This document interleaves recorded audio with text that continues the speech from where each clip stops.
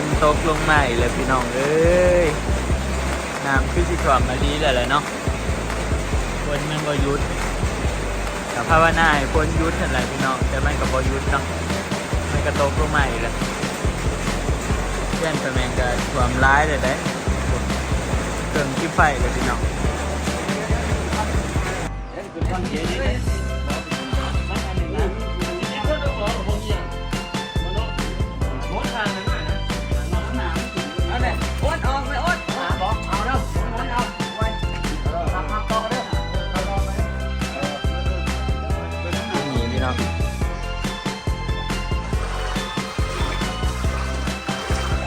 เอามาเบิ่งข้างในห้องข้างในห้องนี่แล้วนี่ผมบ่ฮอดมันสูงดิกว่าแจกบัตรมันสูงกว่าหมู่เลยในบ้านนี่แล้วมันก็เอาขึ้นง่ายนี่รถบาสูอยู่นี่เบิดพี่น้องท่านบ่เอาไว้นี่มันไปบ่ทันพี่น้องมันเอาออกจากบ้านบ่ทันเนาะแต่รถอันนั้นน้องอันเอาออกไปเนาะรถปีใหม่ก็รถน้องอันสบายดีพี่น้องตาทักทายสบายดีสวัสดี FC สุขทุกคนเด้อพี่น้องยินดีต้อนรับเข้าสู่ช่องน้องอันเนาะตอนนี้ก็บ่พอถ้าได้พี่น้องได้อัปเดตใหม่แล้วเพราะว่ามันไหลเข่าอะไรได้นี่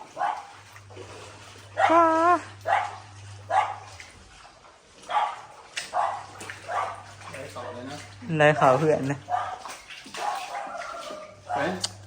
ถ้าต้องห้ามมันนี่ตู้เย็นกับนักตายแท้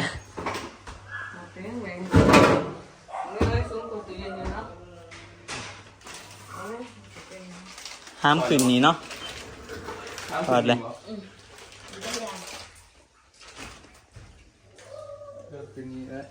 เพราะว่าเบิร์นจังห้ามอีกมันถึงหนักได้ปะวะถึงได้อยู่หรอปะถึงได้จุ่มเลยถึงบ่ได้ไปเดี๋ยวเขาจะห้ามขึ้นนี่พี่น้องยังซักเครื่องหนักเป้าบ่ได้หนักบ่ได้ท่วมหมดป้าพี่น้องเอ้ย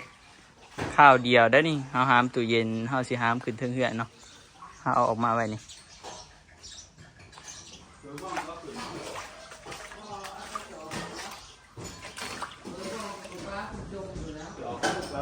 จอขันฟ้าจมอีกก็ได้คือกัน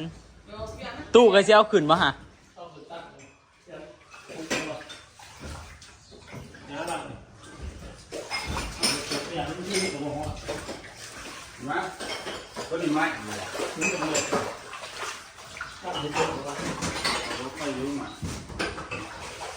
วางทางนอนเนาะ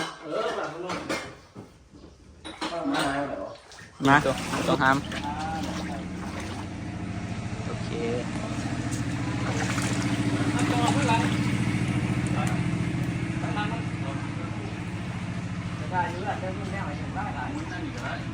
ย่อมึงก่อน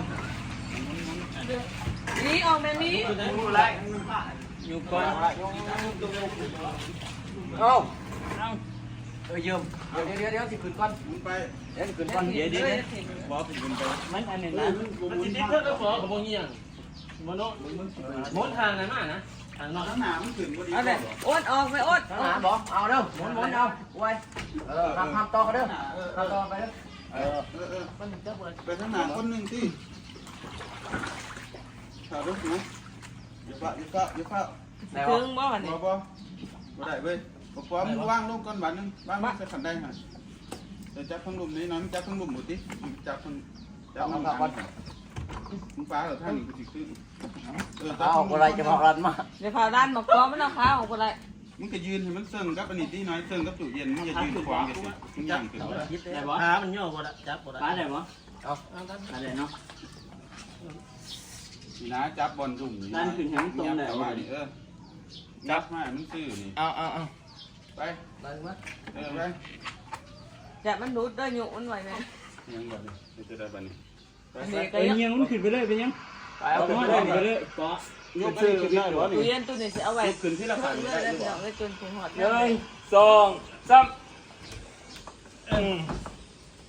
3 นิดดูว่าได้ขนาด เดี๋ยวจะไปเอาเบิ่งไงเด้อเอาขึ้น ไปเลยทุก1 2 3 เพราะอย่างเงี้ยเขาจะ biết bao là ดีก็บอกวิทย์ดู lời 1 2 3 คิดในเพศใช่คิดคิดเลยแม่ ไปถ่ายคลิปไปกันนะเด้อถ่ายแล้วเดี๋ยวเราพี่น้องเอาตู้เย็นขึ้นไป ดูยกถ่ายก็ เนี่ยเราก็เข่าเพิ่มเดี๋ยวเราเข่าอีกแล้ว นะคุณขอยกตู้อีกว่าขอบใจเดี๋ยวจะไปยุกซอย เบิ่งมุกอันนี้แล้วแต่มุกมันสองอ่ะ สูงเท่าที่ห้าเอาขึ้นสูงได้แหละพี่น้องพวกตู้พวกหยังกันนี่เอาไว้นี่นี่แหละไปตู้เย็นเขาก็เอาขึ้นเครื่องเฮือนแล้วเดี๋ยวเขาสิไปเบื้องวัดเอารถขึ้นไปไว้แต่ว่ารถจักรซุ่มน่ะเอาออกเมื่อนอกไปแล้วพี่น้องรถจักรปีใหม่กับรถจักรน้องอันเนาะนี่น้ำก็เขาเอามาหอดพี่เลยไหวเอลีพี่น้องเอ้ยใส่เวลาแป๊บเดียว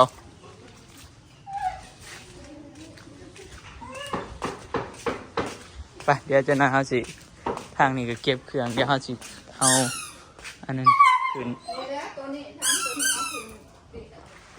พี่น้องเดี๋ยวมาอัปเดตเบิ่งอีกตอนแรกเนาะตอนนี้ว่าอันเป็นจะได้เนาะเปลี่ยนสานบานซองตอนนี้พี่น้องเอ้ยมาอัปเดตให้เบิ่งตอนนี้เดี๋ยวเอาเบิ่งเพื่อนเฮาก่อนเนาะหลังจากที่เฮาค้นหั่นแหละคล้องแล้วเดี๋ยวมาเบิ่งสภาพเบื้องนี้มันมีอันนั้นได้พี่น้องมันยังมีอันนี้เนาะยังมีอยู่เขาเนี่ยคอมเพรสเซอร์แอร์บอกเบื้องนี้ยังคอมเพรสเซอร์แอร์ขั้นมันขึ้นอีกมันถ่วมเนาะแต่ตัวนั้นมันอยู่สูงบ่เป็นหยังนี่เบื้องนี้อันนี้ก็เพื่อนประแมงน้ำขึ้นสูงเนี่ยได้พี่น้องตอนนี้ก็ดีเดี๋ยวสิยังออกมาเบื้องคลิปไฟเนาะว่าเป็นจะไดสิโตสภาพเพื่อนตอนนี้พี่น้องคลิปไฟเนาะลอยเบิดทุกอย่าง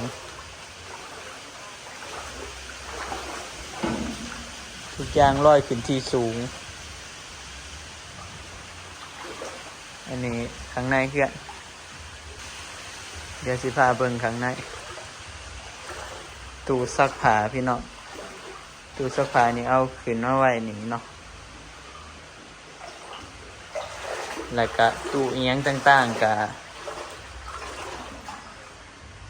อยู่นี่พี่น้อง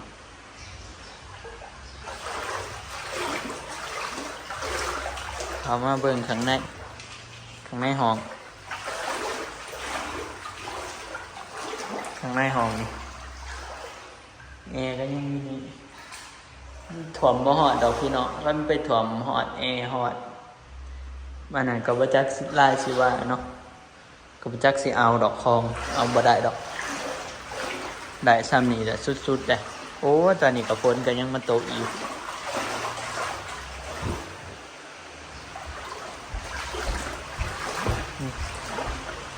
ไปพี่น้องเดี๋ยวสิพาไปเบิ่งอันนั้นเนาะสิพาพี่น้องไปเบิ่งรถเนาะพี่น้องมีเบื้องวัดเนาะเบิ่งรถว่าเป็นแนวใด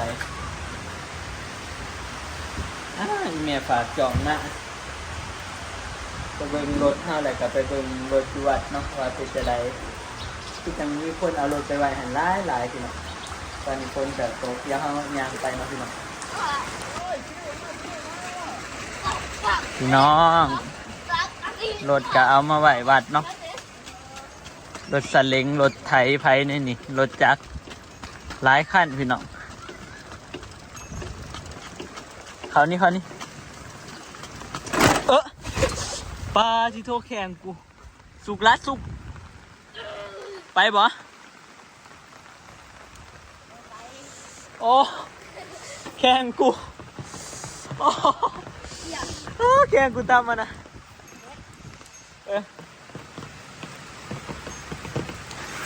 เอาไม่สิตามมานะไปสุกไว้เว้ย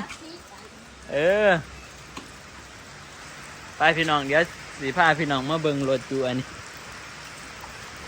อยู่วัดรถไถก็อยู่นี่ได้พี่น้องมันสูงดิหัวแจกวัดมันสูงกว่าหมู่เลยในบ้านนี่แล้วมันก็เอาขึ้นง่ายนี่รถบาซุกอยู่นี่เบิดพี่น้องท่านบอกเอาไว้นี่มันไปบ่ทันเด้อพี่น้องมันเอาออกจากบ้านบ่ทันเนาะแต่รถอันนั้นน้องอันเอาออกไปเนาะรถปีใหม่ก็รถน้องอันนี่แหละพี่น้องเอามาไว้วัดเนาะนี่รถจักรปุ๊บอันนี้ก็รถไทยพี่น้องรถไทยเขาจะ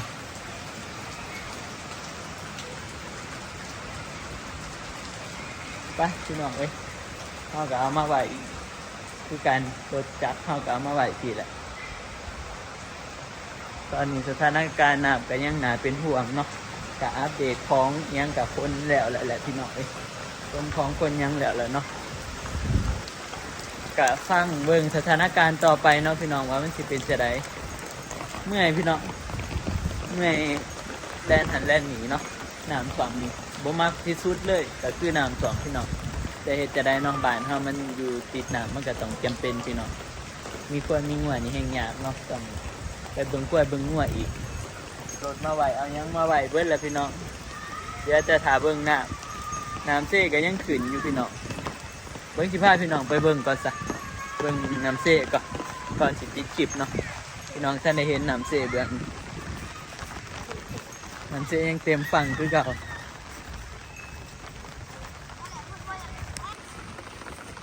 อันนี้พี่น้องอันนี้เป็นท่าอันนี้ท่าเหือเนาะเบิ่งตีจนบ่เห็นคอนกรีตคอนเอียงบ่เห็นพี่น้องบ่เห็นปูนบ่เห็นพ่อมิดเลยเห็นแต่พี่ขึ้นจนจำ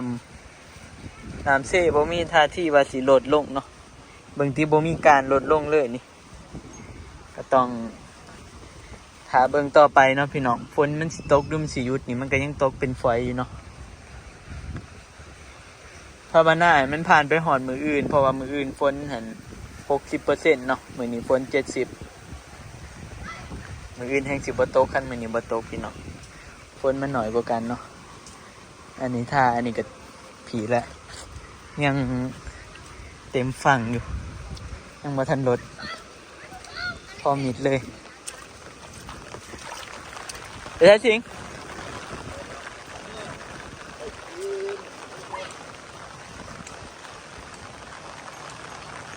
ฝนตกพี่น้องโอ้บอลนี่กันล่วงมาจะใส่เดนน้ำล่วงมาเปียกวัน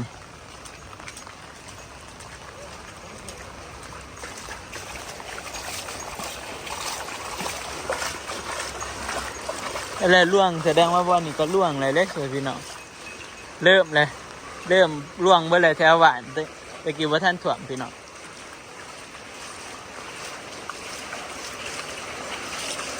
อยู่ซ้ำนี่เดินเนาะเมื่อยขนของเจ้าไว้วัดต่อไปลุ่มมาแล้วพี่น้องเดี๋ยวฝนตกลงมาอีกแล้วพี่น้องเอ้ยน้ำคือสิท่วมมาดีแล้วเนาะฝนมันบ่หยุดแต่ภาวนาให้ฝนหยุดนั่นแหละพี่น้องแต่มันก็บ่หยุดเนาะมันก็ตกลงมาอีกแล้วเพื่อนประแมงก็ท่วมร้ายเลยได้เครื่องที่ไฟเลยพี่น้องว่ามันสิท่วมบ่แห้งเนาะว่ามันสิท่วมค่อยๆจำหอดเป็นน้ำแกงโมเมนที่พี่น้องจำนี่มันแห้งเลยได้นี่เบิ่งติ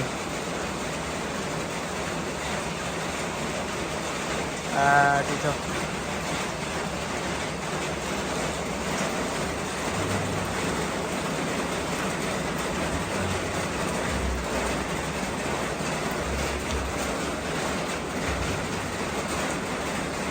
สวมมาลีแท้ๆพี่น้องสิสวมแห้งอะไรเนี่ยฝนกับประยุทธ์ปุ๊บมันตกอยู่แถวปุ๊บฟ้าฝนอัปเดตสถานการณ์ล่าสุดณตอนนี้เนาะพี่น้องเวลานี้ตอนแรงๆเนาะประมาณ2 โมง 3 โมงพี่น้องประมาณ3 โมง 3-4 โมงเลยแหละพี่น้องตอนนี้ก็ดิ3-4 โมงแรงเนาะ